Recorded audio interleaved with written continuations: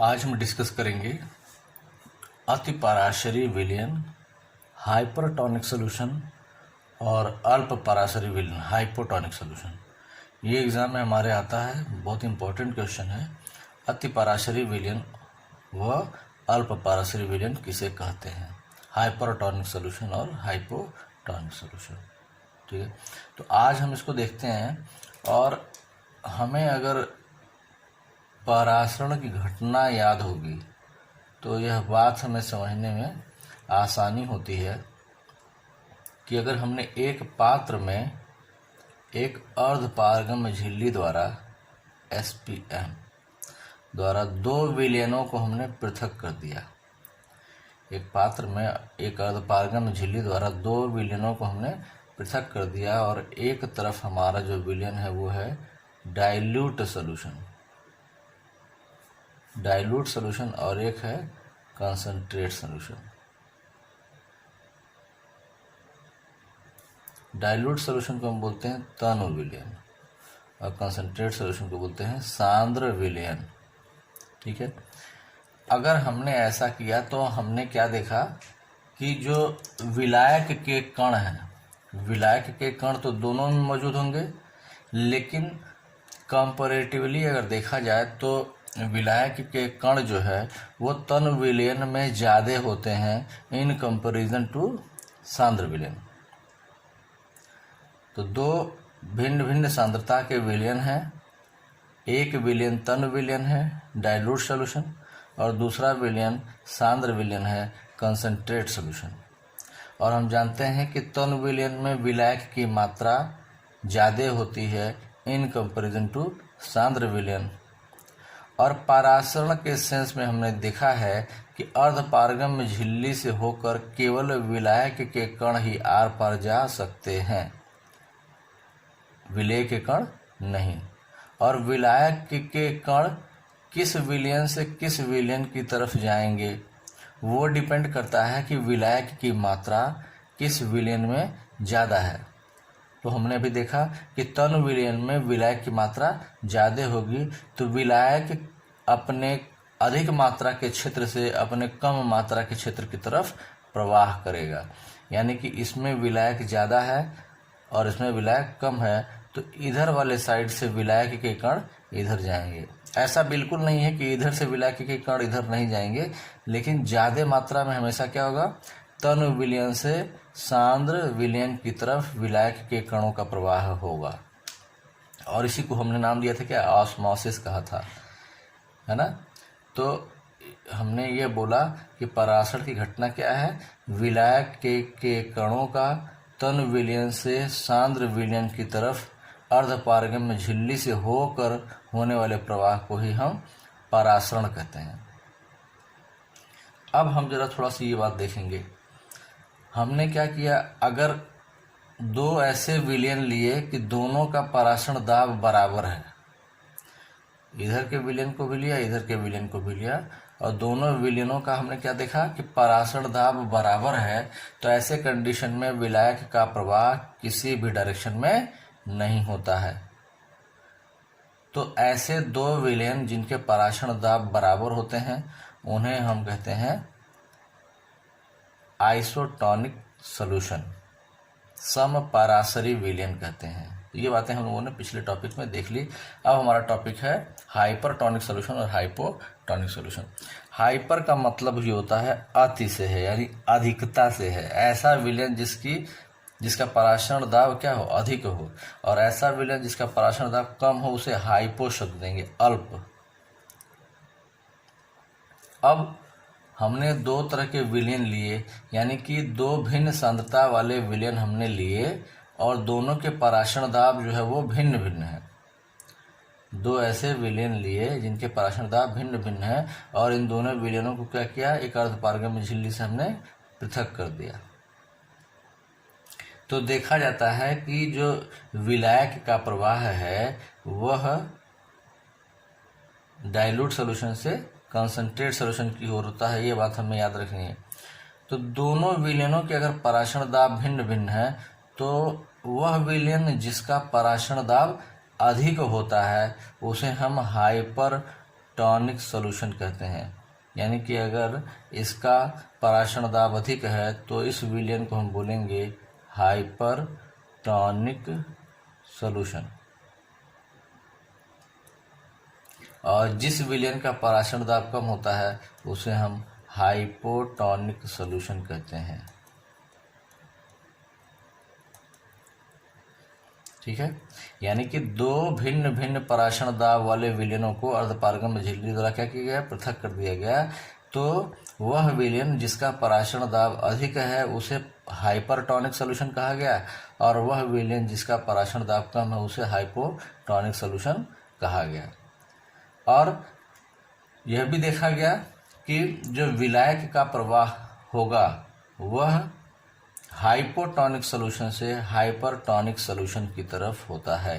तो हम ये याद रखें कि हाइपोटॉनिक सॉल्यूशन तनु विलयन के लिए भी इस्तेमाल करते हैं और हाइपरटॉनिक सॉल्यूशन कंसंट्रेट सॉल्यूशन के लिए इस्तेमाल करते हैं।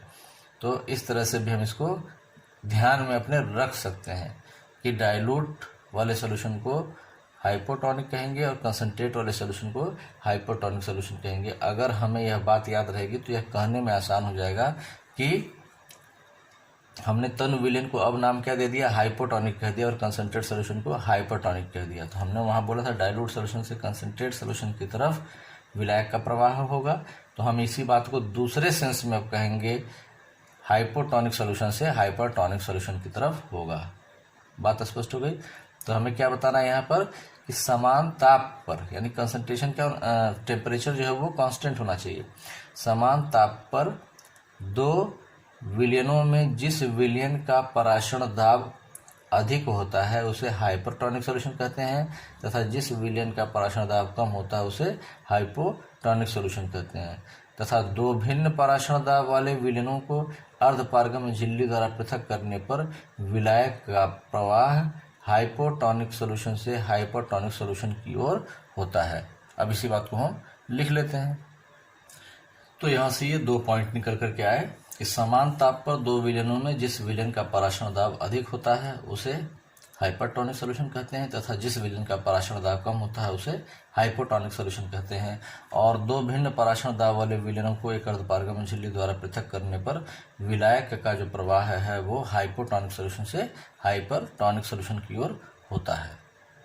अब इसको हम उदाहरण के माध्यम से देखते हैं। तो इसको एग्जाम्पल में हम यहाँ देखेंगे कि जैसे मान लें एक पात्र में हमने क्या किया, एक आरबीसी ले लिया, रेड ब्लड सेल, और इस आरबीसी को हमने क्या किया, दो तरीके से समझ सकते हैं। ये हमारी आरबीसी हो गई, रेड ब्लड सेल हो गई, ये रेड ब्लड कॉर्पस कह सकते हैं। इसको हमने क्या किया, शुद्ध जल में ले लिया, शुद्ध जल में ले लिया।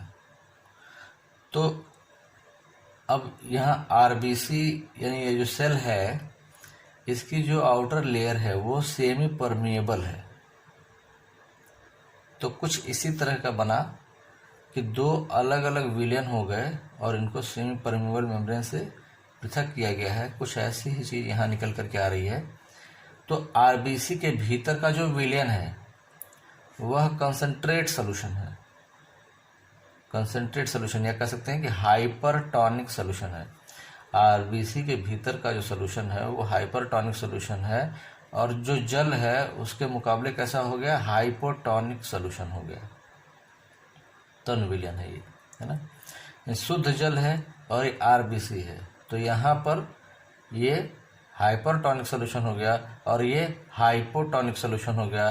तो हम जानते हैं कि जब एक हाइपरटॉनिक सॉल्यूशन को एक हाइपोटॉनिक सॉल्यूशन से एक सेमी परमेबल मेम्ब्रेन के द्वारा पृथक रखा जाता है तो विलायक के अणुओं का प्रवाह हाइपोटॉनिक सॉल्यूशन से हाइपरटॉनिक सॉल्यूशन की तरफ होता है। तो अगर ऐसा होगा तो ये आरबीसी जो है वो क्या हो जाएगी, फूल जाएगी। यानी कि शुद्ध जल जो है वो कोशिका की जो ये झिल्ली है यानी सेल मेम्ब्रेन है, इस मेम्ब्रेन से होकर कहाँ चली जाएगी, आरबीसी के भीतर चली जाएगी, और जो आरबीसी है वो फूल जाती है। तो यह एक रीजनिंग का क्वेश्चन पूछा जाता है एग्जाम में कि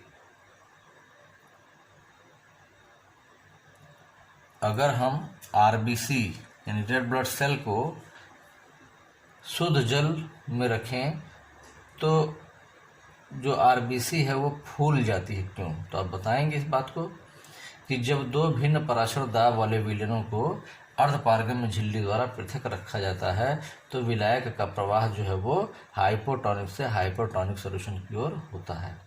इस बात को वहाँ पर बताएंगे।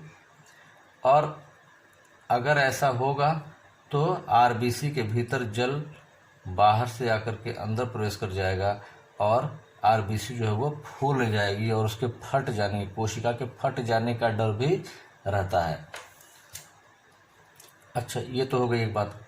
अगर हम इस जल वाले विलयन में क्या करें, नमक मिला दें, नमक मिला दें तो उसकी कंसंट्रेशन यानी ये जो विलयन रहे आरबीसी के बाहर में, अगर मान लीजिए हमने क्या किया, एक विलयन ले लिया और इस विलयन का कंसंट्रेशन हमने 0.16 m 0.16 मोलर विलयन ले लिया, तो देखा ये गया कि ऐसे केस में आरबीसी के भीतर का जो विलयन है और बाहर का यह जो 0.16 m नमक का यानी NaCl सॉल्यूशन जो है, इन दोनों का पराशर दाब बराबर हो जाता है।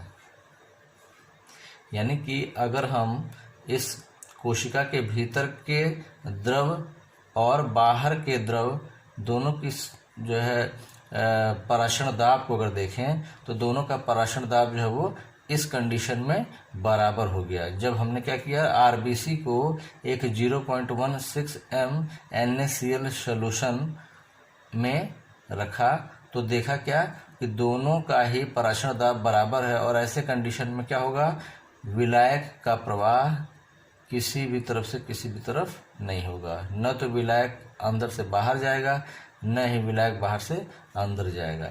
तो ऐसे केस में कहेंगे कि जो 0.16 m सांद्रता का सोडियम क्लोराइड का जो सॉल्यूशन है वह एक समपराशरी विलयन है आरबीसी के। आरबीसी का जो तरल है या आरबीसी के भीतर का जो द्रव्य है वह 0.16 m NaCl सॉल्यूशन के समपराशरी, दोनों ही कैसे हैं, आइसोटोनिक सॉल्यूशन है।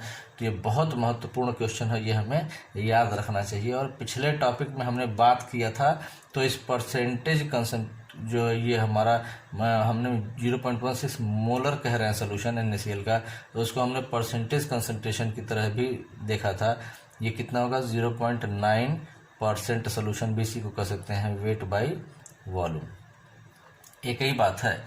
तो प्रश्न किस तरह से हमारे एग्जाम में आएगा वो डिपेंड करता है और हमारा जवाब उसी हिसाब से होना चाहिए। ठीक है, तो हमारे ऑब्जेक्टिव क्वेश्चन में भी पूछा जा सकता है। तो हमें देखना है मोलरिटी के टर्म में इस तरह से और परसेंटेज के टर्म में इस तरह से हम बात करेंगे। ठीक है, यानी 0.9% वेट बाय वॉल्यूम जो NaCl का सॉल्यूशन है वह आरबीसी के सॉल्यूशन के आइसोटोनिक है, या 0.16 मोलर NaCl सॉल्यूशन वो आरबीसी के लिक्विड के आइसोटोनिक है। ठीक है, तो इस परसेंटेज का या इस मोलरिटी का जो कंसंट्रेशन की बात करें NaCl का, वो मस्ट है, हमें याद होना चाहिए आइसोटोनिक कंडीशन में। ठीक है, लेकिन अगर इस सांद्रता से कम सांद्रता का विलयन ले लिया जाए तो जाहिर सी बात है, इस सांद्रता से कम सांद्रता का विलयन लिया जाए 0.9% वेट बाय वॉल्यूम या 0.16 मोलर, ये जो कंसंट्रेशन है दोनों ही बराबर है।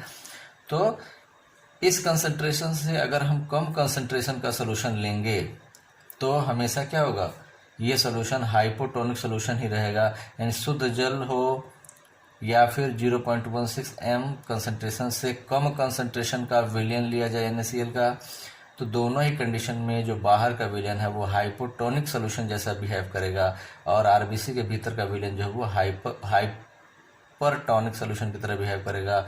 ऐसे केस में जो विलायक का प्रवाह होता है वो हाइपोटोनिक से हाइपरटोनिक की तरफ ही होता है और हर कंडीशन में क्या होगी, ये जो आरबीसी है वो फूल जाएगी। ठीक है, तो हमारे प्रश्न एग्जाम में तरह तरह से बन सकते हैं कि एक आरबीसी को शुद्ध जल में रखने पर क्या होगा, या एक आरबीसी को 0.16 m NaCl सोल्यूशन से कम सांद्रता वाले सोल्यूशन में रखने पर क्या होगा।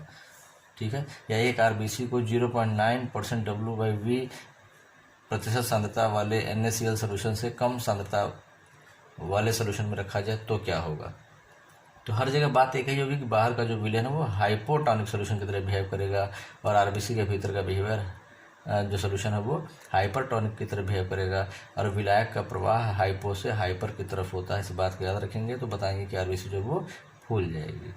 ठीक है, इसी के विपरीत एक और क्वेश्चन यहाँ पर बनता है कि जैसे पूछा जा सकता है कि अगर हमने क्या किया, एक आरबीसी को अगर हमने एक ऐसे विलयन में रख दिया जिसकी सांद्रता जो है वह ग्रेटर देन है 0.16 m NaCl सोल्यूशन से।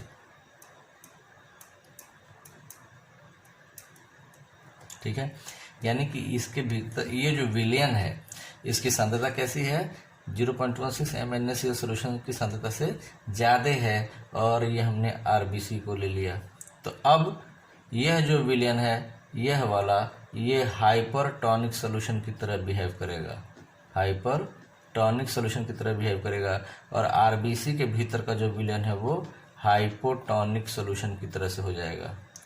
यहाँ पर क्या देखा था, आरबीसी के भीतर का जो विलयन है वो हाइपरटोनिक की तरह बिहेव कर रहा था और ये जो सोल्यूशन था वो हाइपोटोनिक की तरह से बिहेव कर रहा था। लेकिन यहाँ पर क्या होगा, अगर हमने आरबीसी को 0.16 m NaCl सोल्यूशन की सांद्रता से अधिक सांद्रता वाले सोल्यूशन में अगर रख दिया तो आरबीसी के भीतर का विलयन हाइपोटोनिक की तरह बिहेव करेगा और ये जो NaCl का विलयन है वो हाइपरटोनिक की तरह बिहेव करेगा। और हम जानते हैं कि विलायक का प्रवाह किधर से किधर होगा, हाइपोटोनिक से हाइपरटोनिक की तरफ होता है। तो हम बताएंगे कि जो जल के अणु हैं वो आरबीसी के भीतर से बाहर के विलयन में चला आएगा। ऐसे केस में क्या होगा, ये जो हमारी आरबीसी है वो सिकुड़ जाती है। तो एक प्रश्न पूछता है कि आरबीसी को NaCl के सांद्र विलयन में रखने पर, ऐसे पूछ सकता है कि आरबीसी को NaCl के सांद्र विलयन में रखने पर आरबीसी की जो कोशिकाएं हैं वो सिकुड़ जाती हैं या पिचक जाती हैं, क्यों। तो आप बताएंगे इस चीज़ को कि आरबीसी में उपस्थित विलयन का जो पराशरण दाब है वह कम है इस विलयन के, है ना। तो इसका पराशरण दाब कम है, हाइपोटोनिक सोल्यूशन है, इसका पराशरण दाब अधिक है तो ये हाइपरटोनिक सोल्यूशन है। और हम जानते हैं कि विलायक का प्रवाह हाइपो से हाइपर की तरफ होता है, इसलिए जल के अणु जो है आरबीसी के भीतर से बाहर वाले विलयन में आ जाएंगे और आरबीसी जो हमारी है वो सिकुड़ जाती है। ठीक है, तो इतनी बातों को हम याद रखेंगे और इनको हम पॉइंट्स के तौर पे लिख भी लेते हैं। तो ये हो गया हमारे एक रीजनिंग क्वेश्चन का एक बहुत इंपॉर्टेंट पार्ट हो गया कि आरबीसी को शुद्ध जल में रखने पर, शुद्ध जल में रखा जाए, या क्वेश्चन में नमक के तन विलयन में कहा जा सकता है और नमक के तन विलयन से आशय क्या होगा कि सांद्रता कितनी होगी, 0.16 m या 0.9% से कम सांद्रता वाले विलयन की बात कर रहा है। ठीक है, ये तो इतनी सारी बातें यहाँ पर रिप्लेस करके तरह तरह से क्वेश्चन बन सकते हैं। तो अगर ऐसे जल में रखा जाए तो आरबीसी जो है वो फूल जाती है। क्यों फूल जाती है ये पूछा जाएगा तो इतनी ही बात बतानी, क्योंकि आरबीसी में उपस्थित विलयन का पराशरण दाब जो है वो कैसा है, अधिक है और वो क्या है, हाइपोटोनिक सोल्यूशन, हाइपरटोनिक सोल्यूशन है। ठीक है, और उसकी वजह से क्या होगा, शुद्ध जल जो है बाहर से क्या होगा, आरबीसी के भीतर प्रवेश कर जाएगा। और इसी के विपरीत अगर NaCl को के सांद्र विलयन में अगर आरबीसी को रखा जाए तो आरबीसी कोशिकाएं सिकुड़ जाती हैं। क्यों सिकुड़ जाती हैं, क्योंकि आरबीसी में उपस्थित जो विलयन है इसका पराशरण दाब अब क्या हो गया, कम हो गया। अब कम हो जाने की वजह से वो हाइपोटोनिक सोल्यूशन हो गया और बाहर का जो सोल्यूशन है वो हाइपरटोनिक सोल्यूशन हो गया। तो जब सांद्र विलयन की बात की जाएगी तो इतना मान लेंगे कि इतनी सांद्रता है। ठीक है, लेकिन अगर बात की जाए कि कब दोनों का पराशरण दाब बराबर होगा तो जब कंसंट्रेशन एग्जैक्ट कितना हो 0.16 m हो। ठीक है, तो इस बात को याद रखिएगा और उसको स्क्रीनशॉट ले लें और कॉपी में लिख करके एज इट इज़ इसको याद कर लें कि ये हमारे लिए बहुत ही महत्वपूर्ण टॉपिक है। और इसमें जो प्रश्न है वो 1 नंबर का रीजनिंग क्वेश्चन, और एक तो डिफिनीशन पूछने वाली जो है कि अतिपराशरी और अल्पपराशरी विलयन किसे कहते हैं या दोनों में क्या डिफरेंस है, और इसके उदाहरण के बारे में पूछेगा। और ये उदाहरण बहुत ही महत्वपूर्ण है, इसको याद कर लीजिएगा।